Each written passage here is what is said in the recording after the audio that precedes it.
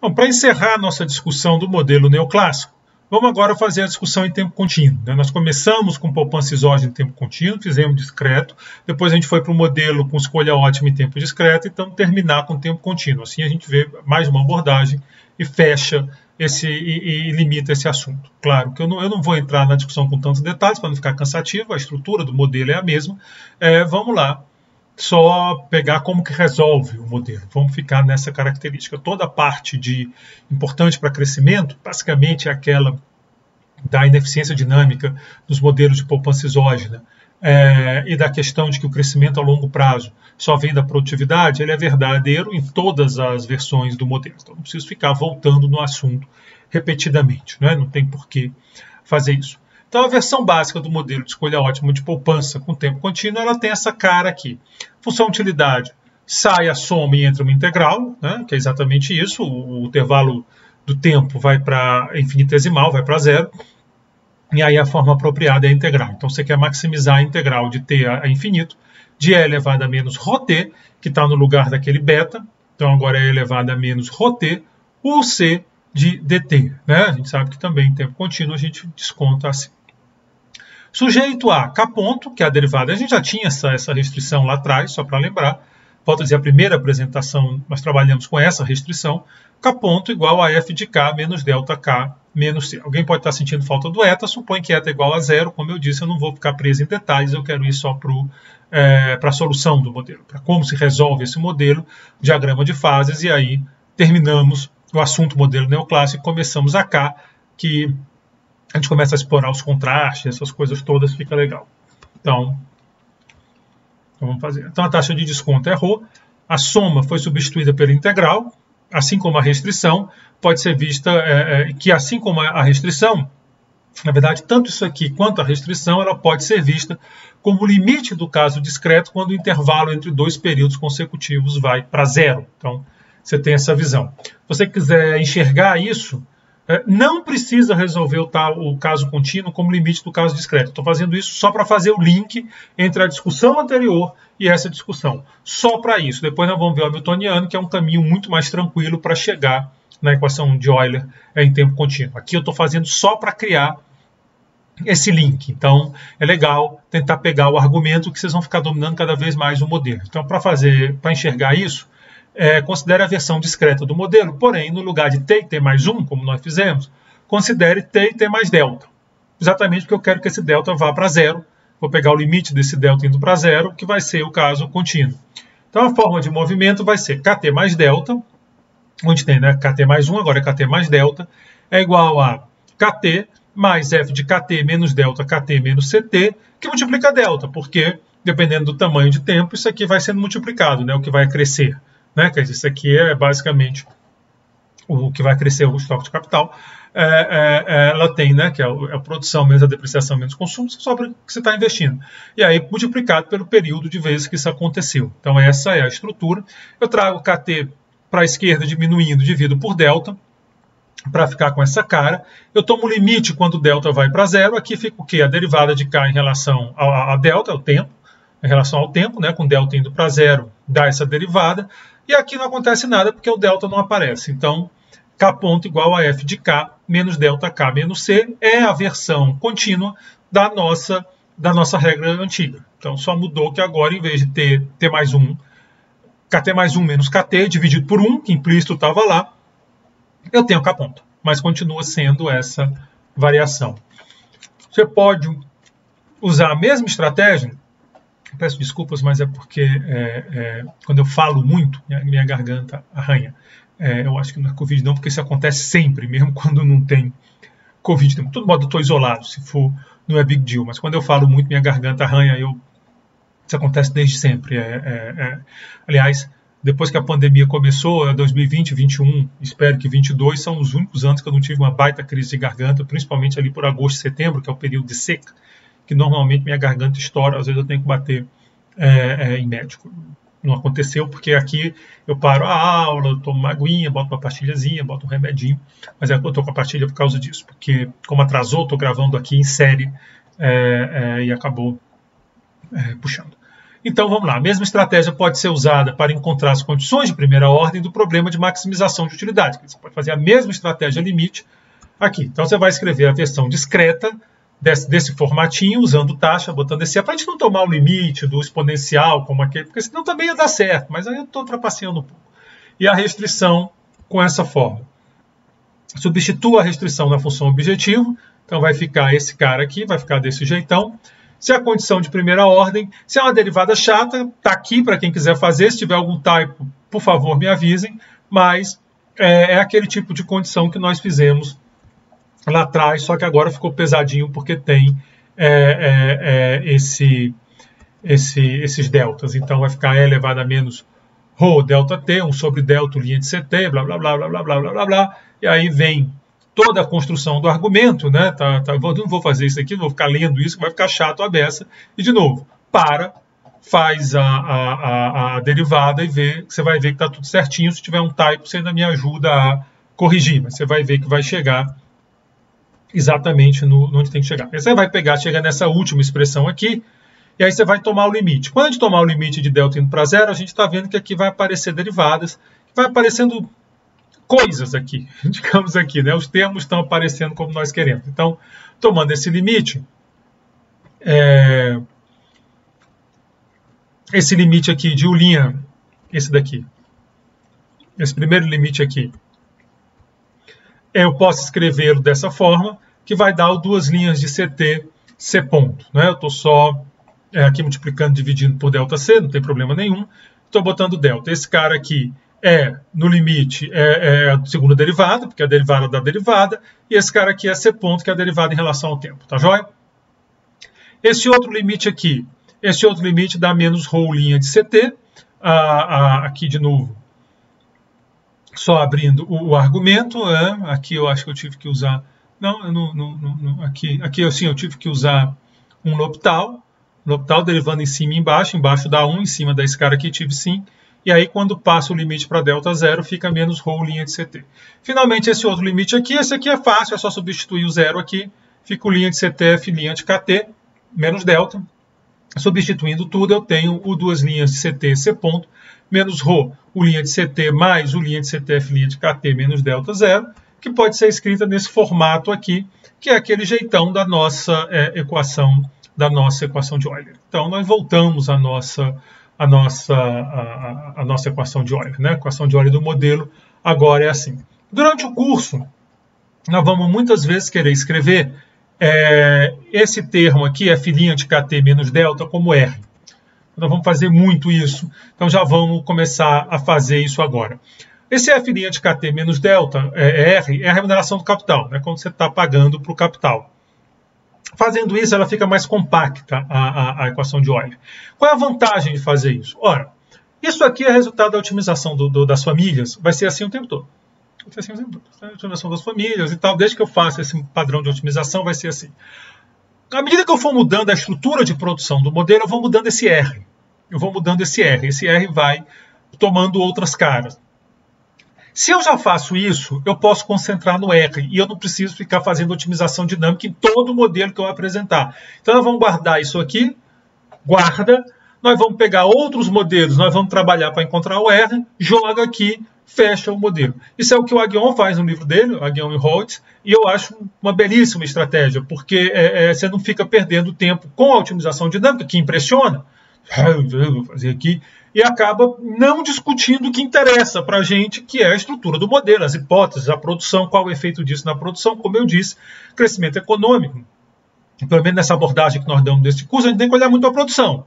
Não é uma questão de demanda, não é uma questão de comportamento de demanda das firmas. Eu sei que existem outras abordagens, eu só estou dizendo que não está nesse curso, por isso que eu falei neste curso, produção. Eu quero olhar para o lado da produção, quero entender o que está acontecendo na produção que vai entrar aqui no R. Então é um belo atalho, é uma bela sacada, e é assim que nós vamos desenhar, nós vamos seguir o curso também. Então a equação de Euler acima permite que concentremos os esforços na determinação de R, em vários modelos. Aqui a gente já saiu, facinho, né, modelinho tranquilo, aqui já saiu de presente, mas alguns modelos vai ser um pouco mais trabalhoso encontrar esse R. Assim como no tempo discreto, a dinâmica desse modelo, né, a dinâmica do modelo, vai ser dado por um sistema formado pela equação de Euler e pela regra de movimento do capital. Está aqui o meu sisteminha. Esse sistema fica no lugar daquele outro que eu tinha. Então, essas duas equações que passam a determinar a dinâmica. Antes de passar para a análise de estabilidade, é um diagrama de fases, que esse aqui é até mais fácil do que no outro, porque vocês vão ver que é mais fácil nesse daqui. Mas quando eu fizer... chegar lá, a gente vê isso. Para você ser ponto para ser zero, esse cara vai ter que ser zero. Isso bota a filinha de K igual a constante. Então, fica um pouquinho mais fácil de trabalhar. Mas antes de passar para essa estabilidade do sistema, vai ser útil, aquela que na aula passada a gente tem que usar as duas equações, quando eu abri só usei uma, porque a outra não era necessária. Na aula passada, aquela parte do diagrama de fase foi assim, vou ferrar o Roberto. E peço até desculpas, mas eu me enrolei um bocado. Nessa aqui eu vou evitar esse rolo. Então, assim, antes de passar para a análise de estabilidade, vamos só apresentar essa outra forma, mais simples, talvez por isso mais popular. Eu acho menos intuitiva. Mas pode ser limitação minha. Há quem ache que eu estou errado e que é muito melhor trabalhar assim o tempo todo, e eu que sou o cara esquisito. Eu não brigo por causa dessas coisas. Então, você não tem um problema de ser o cara esquisito. Entendeu? Se for paciência, né? Eu posso viver bem com isso. Então, pensa um problema de otimização desse tipo aqui. Maximizar aí uma sequência de y, a integral de t0 a infinito de e elevado a menos ρt, u de xy dt, sujeito a x ponto igual a g de x e y, tá certo? O nosso problema tem essa cara. A única coisa é que ele é mais simples porque o u depende, pelo menos diretamente, só de y. É claro que como y depende de x, acaba voltando para esse desenho. Bom, então esse é o problema. Que, como eu disse, você faz x igual a k, y igual a c, é o nosso problema. É o jeitão do nosso problema. Só para dar uma carinha um pouquinho mais geral. O hamiltoniano em valor presente, eu vou chamar de HP, é dado por isso aqui. E elevado a menos ρt, função objetivo, mais μ, que multiplica essa função que está na restrição.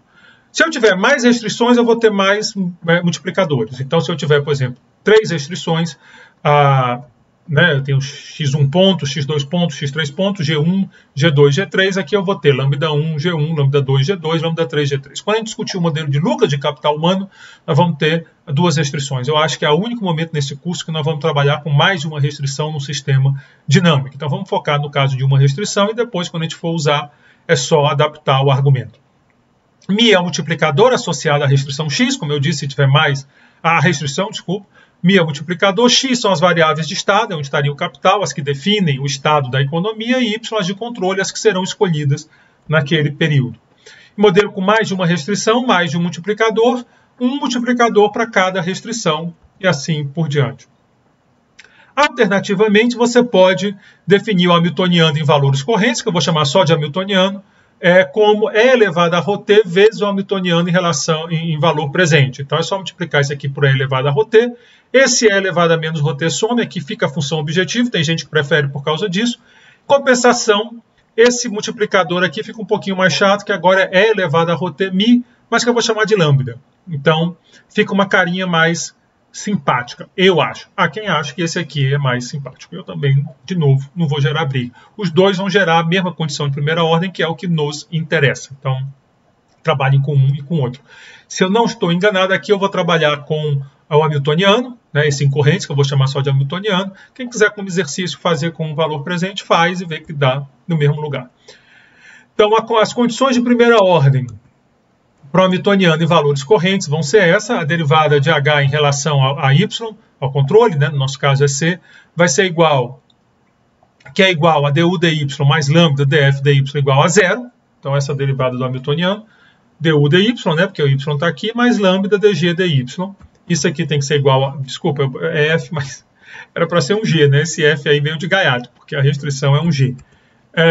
E a dh dx, a derivada em relação ao estado, ρ lambda menos lambda ponto. Então, essas são as condições de primeira ordem. Só botem, por favor, um g aqui no lugar desse y. A condição de transversalidade, assim como lá aqui também tem, é limite quando t vai a infinito de lambda x, que é o estado, então seria k lá, E elevado a menos ρt igual a zero. Também muito parecida, A única coisa que lá era beta elevado a t, aqui é E elevado a menos ρt, só por uma questão de construção.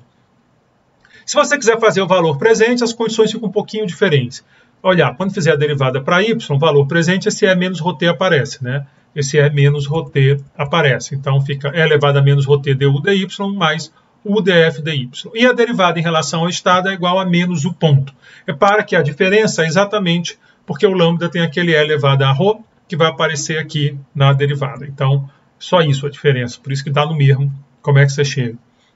Bom, se eu usar o problema ótimo de escolha com tempo contínuo, que é o problema que eu comecei essa aula, cadê ele? Não, não é esse. É esse daqui. Aparece, calma. Essa é a versão discreta. Está aqui.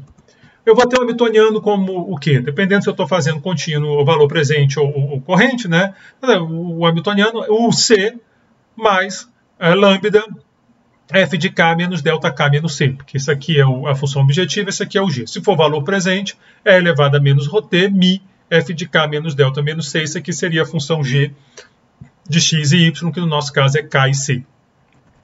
Então, quando eu chegar no problema que eu estou trabalhando agora, esse problema de... Vamos voltar lá, então. Opa, passei. Então, o hamiltoniano é dado por isso aqui. Ó. Eu estou trabalhando, como eu disse, só com o hamiltoniano, não estou fazendo valor presente. Então, U de CT mais lambda f de k menos delta k menos c. Condição de primeira ordem, derivada disso aqui igual a zero, em relação a C. Então, o linha de C menos lambda igual a zero, que implica o linha de C igual a lambda. Parecido com o tempo discreto, né? Isso não é tão diferente. A segunda diz que, derivada em relação a x, em relação no caso, ao capital, o estado, lambda, f', deixei um x aqui, vacilo meu, era k. Lambda f' de k menos delta é igual a ρy menos y ponto, que é a condição, né? ρy menos y ponto. Então, essa aqui é a derivada. Derivando aqui em relação a k, não tem k aqui. Fica, então, lambda f' de k menos delta, tá aqui, o k aparece aqui, é igual a ρy menos y ponto. Se eu resolver para cá, eu tenho que y ponto sobre y é igual a ρ mais delta menos f' de k. Então, lambda ponto sobre lambda, lambda ponto sobre lambda é igual a ρ mais delta menos f' de k. Aplicando o logaritmo e derivando a primeira restrição em relação a t, então ln de u' de c igual a ln de lambda, deriva, eu tenho esse cara aqui, né? Porque a derivada, lembra, derivada de f de x é f' de x sobre f de x. Então, f de x é u' de c e por duas linhas c ponto para f' de x. E, finalmente, essa daqui é fácil, lambda ponto sobre lambda, porque lambda depende de t, eu estou derivando em relação a t. Substituindo o resultado, eu tenho c ponto é igual a u' sobre duas linhas de c, que multiplica ρ mais delta menos f' de k, que é a minha equação de Euler. Que é um caminho bem mais tranquilo, porque você não precisa definir um problema discreto para depois fazer a aproximação, para depois tomar o limite é coisa do capeta. Então, aqui a gente já sai direto, um par de condições de primeira ordem, pode virar uma trinca, mais uma condição de transversalidade, você tem a solução, você tem a equação de Euler do problema. Então, essa equação, junto com a regra de movimento, faz o sistema, aquele equivalente àquele sistema que a gente fez o diagrama de fases, essa equação aqui junto com a regra de movimento, k ponto igual a f de k menos delta k menos c, elas fazem juntas. E para resolver, assim como no vídeo anterior, tem que obedecer à condição de transversalidade. No restante aqui do curso eu vou sempre usar o hamiltoniano. Então eu não vou usar aquelas aproximações. Se valor presente ou valor corrente, cada um faz como quer. Tá? Isso aqui não tem regra. Mas eu não vou usar aquelas aproximações. É muito trabalho, eu tenho que definir um problema para depois tirar limite. Foi só para fazer um link, porque eu não gosto que as coisas apareçam assim. Tcharam, né? Eu gosto que as coisas venham contando uma história. Então, o link está feito, vocês viram o link, agora a gente partiu para o tcharam, mas já sabendo que está tudo consistentezinho. Assim como eu disse, assim como lá no discreto, aqui a estabilidade vai ser feita por diagrama de fase, certo? Vai ser feita por diagrama de fase. Vale lembrar que aqui o estado estacionário é caracterizado pelo quê? K ponto igual a zero e C ponto igual a zero, os dois. Quando C ponto igual a... Para C ponto ser igual a zero, eu preciso que ρ mais delta seja menos f' de k, seja igual a zero. Ou seja, f' de k igual a ρ mais delta. Se tivesse um eta aqui, seria ρ mais delta mais eta. Lembrando a relação da regra de ouro e do ρ, diferenciando, né? A regra de ouro sem o eta, a regra de ouro é f' de k igual a delta mais eta. Se o eta for zero, a população não está crescendo, que foi o que eu fiz aqui para simplificar a nossa vida, f' de k igual a delta. Aqui é f' de k igual a delta mais ρ, o ρ está aqui exatamente porque tem um desconto no tempo, faz com que a F' de K seja maior, ou seja, com que o K seja menor do que seria se não tivesse o ρ. Faz muito sentido. As pessoas que descontam o futuro tendem a acumular menos do que as que não descontam. E a regra de movimento é a nossa velha conhecida. Tá bem. Então, se você quiser calcular o estado estacionário, você encontra aqui o capital, e daqui você encontra o consumo como F de KSS menos delta KSS. Bom, a curva com os pontos onde o capital fica estacionário é dada por C igual a F de K menos delta K. Esse é um formato já manjado, a gente já esbarrou nesse formato uma porção de vezes, então é aquele desenhozinho que a gente está acostumado. A gente acabou de fazer no vídeo passado. É a função de produção F de K, né? Ela começa bem inclinada e vai perdendo inclinação, cara, a câmera me enrola. Então ela é assim, F de K, a menos uma reta, só que agora em vez de reta mais delta é só delta. Então faz aquela sobe e desce. Os pontos onde o consumo estacionário C ponto igual a zero vão ser dados por F' de K igual a ρ mais delta. Então uma reta vertical, mais fácil do que o anterior, que tinha aquela inclinaçãozinha chata que a gente teve que fazer a diferencial total, né, ou usar o teorema da função implícita, dado mesmo, para encontrar. Aqui não, é uma reta porque F' de K é constante, já implica que o K é constante. Nos pontos acima da curva definida por K ponto igual a zero, lembra, essa curva faz assim, o estoque de capital está diminuindo no tempo. Isso é verdade, porque para um dado K o valor de C é maior do que na curva e, portanto, K ponto menor que zero. O contrário vale para pontos abaixo. É o mesmo argumento lá. Eu sei que lá ficou confuso, mas depois eu arrumei, né? Não ia valer a pena refazer o vídeo todo. De vez em quando o professor pagar um mico é bom. É para vocês verem que o professor, mesmo o cara fazendo isso há 20 anos, às vezes se atrapalha. Acontece. Então, se você se atrapalhou, não deve ser muito vergonhoso, né? Principalmente quem está fazendo a primeira vez. Mas é o mesmo tipo de argumento, então é só repetir. Em pontos à esquerda da reta, agora é uma reta, o consumo está aumentando no tempo. Isso é verdade porque nesses pontos K é menor e, portanto, F' de K é maior do que nos pontos onde F' de K é igual a delta mais ρ. Como duas linhas de C é negativo, temos que ser ponto igual a zero. Então, está aqui o diagrama de fases, muito parecido com o anterior. A única diferença é que no lugar daquela reta inclinada, que saía aqui de baixo e vinha, nós temos agora uma reta vertical. O problema de estabilidade continua, é a mesma história, não muda. Seria estranho se mudasse a essência do modelo, porque você modelou de um jeito ou de outro. Então, o problema de estabilidade, aquela discussão que nós fizemos de estabilidade, continua de pé. O modelo implica esse resultado de convergência para o estado estacionário, quer dizer, independente do K0, independente de qualquer K0, você vai escolher o C0, eu já falei sobre isso. É muita racionalidade? Mas nós já discutimos isso no vídeo passado. Se você quiser lembrar, volta lá para o vídeo passado. Eu sei que eu estou pedindo muita racionalidade, mas é assim que o modelo é construído, é do jogo. Não vou repetir aquilo tudo, não é? Então, o que eu estou dizendo é que para qualquer K0, o C0 vai ser escolhido de forma ótima, garantindo que está nesse caminhozinho aqui que vai para o estado estacionário. Então, se você dá um choque no capital, ele não vai entrar aqui, por exemplo, e vai-se embora. Ele não vai fazer isso. Ele vem para cá. E aqui a regra de ouro também, só para referência, só para a gente saber onde está. Lembrando que o estoque de capital de estado estacionário ótimo é menor que o da regra de ouro, né? Tem que ser por causa do desconto no tempo. Então, o modelo está aqui, as coisas acontecem aqui nesse caminho aqui que passa pelo estado estacionário, a economia está sempre andando aqui por conta da racionalidade. Isso implica que a economia não cresce indefinidamente por conta da acumulação de capital, que nós vimos aqui. Então, rendimento decrescente, a gente já discutiu isso nas outras apresentações do modelo de rendimento decrescente.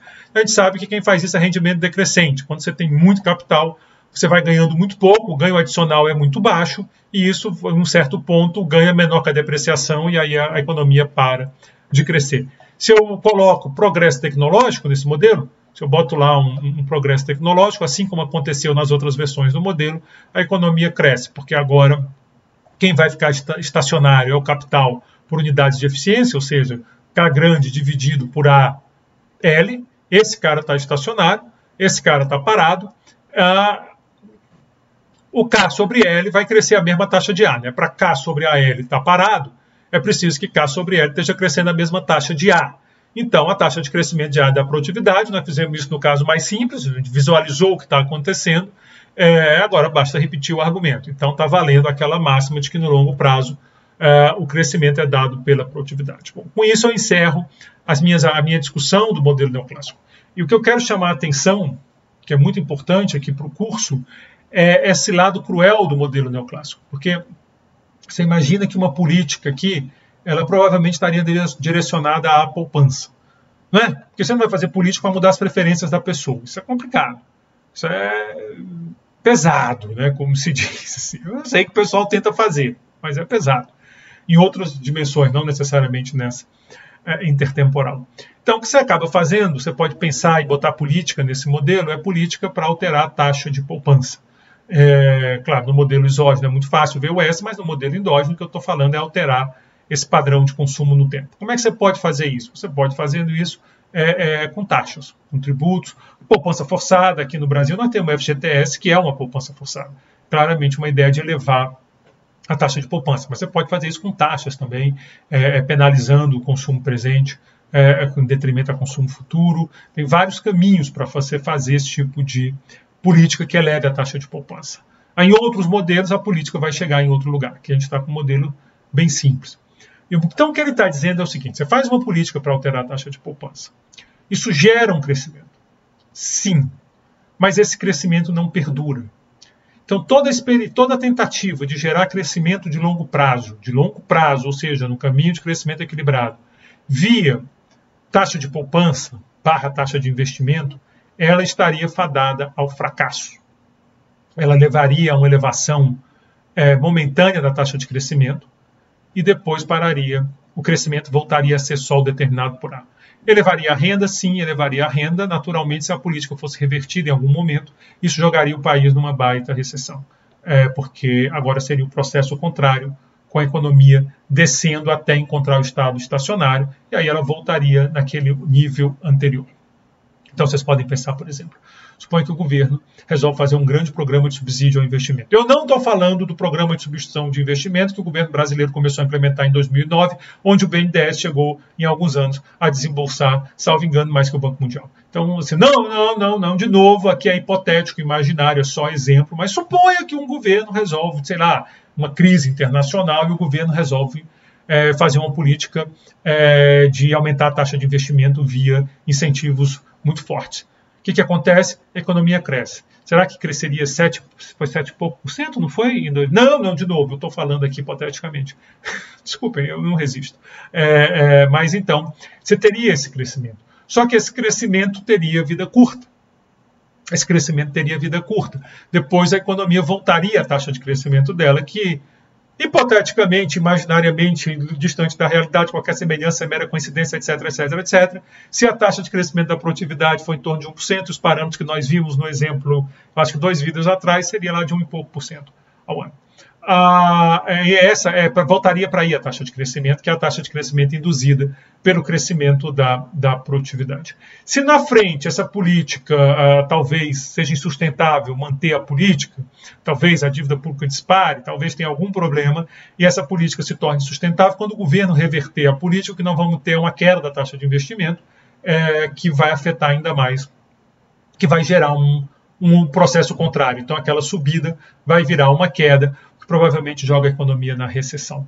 Se durante esses incentivos as empresas aproveitaram para antecipar investimento, então você imagina, eu estou pensando em comprar um caminhão, daqui a 3 anos o governo faz um baita incentivo, eu compro agora, então eu estou antecipando o investimento, porque provavelmente eu não vou mais comprar daqui a 3 anos, porque o caminhão, estou supondo que ele dura mais que isso, imagine que dure bem mais que 3 anos um caminhão desses invocados e tal, eles são muito caros. Então, se não, pensa em um outro investimento que pode ser antecipado assim.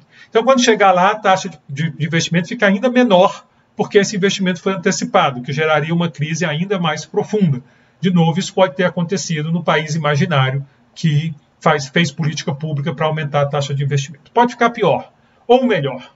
Se esse investimento for de tal forma que aumente a produtividade da economia, talvez por trazer máquinas que embutem nova tecnologia, então eu estou com máquinas mais modernas e isso vai permitir um ganho maior de produtividade, esse fenômeno pode acabar gerando sim um crescimento de longo prazo, não por conta da taxa de poupança diretamente, mas porque essa nova tecnologia é mais produtiva e gera uma dinâmica na produtividade. Então, teoricamente, é possível que isso aconteça.